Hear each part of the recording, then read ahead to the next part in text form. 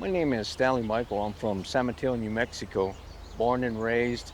I'm a third generation coal miner and a third generation rancher, farmer. I grew up and was raised there in San Mateo, and this is where they want to start this project. And when I initially heard about it and it first came out, and the first meeting that they held there in San Mateo, I was one that was totally against it and asked all these questions. And once I got to know what the project was all about and what it was going to entail, it was a great thing for the community, for the town.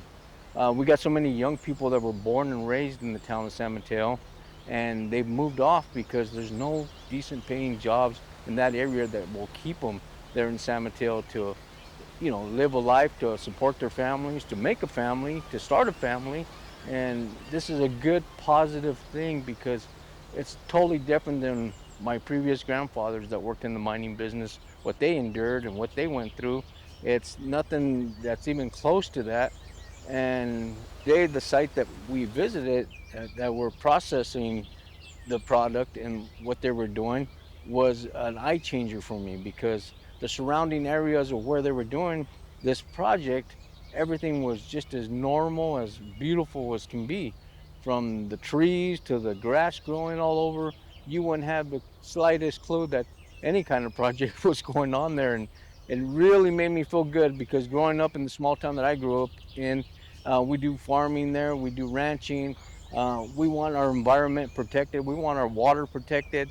I seen farming going around this site that was growing hay and other other things that I thought was just beautiful. The original trees that were there are probably been there for hundreds of years, are standing up and just as perfect as you can be. And today at this site is real eye-opening because the future of where we're going with our industry and with power and everything in the United States, it's got to go to a cleaner, smaller way of producing it, affordable.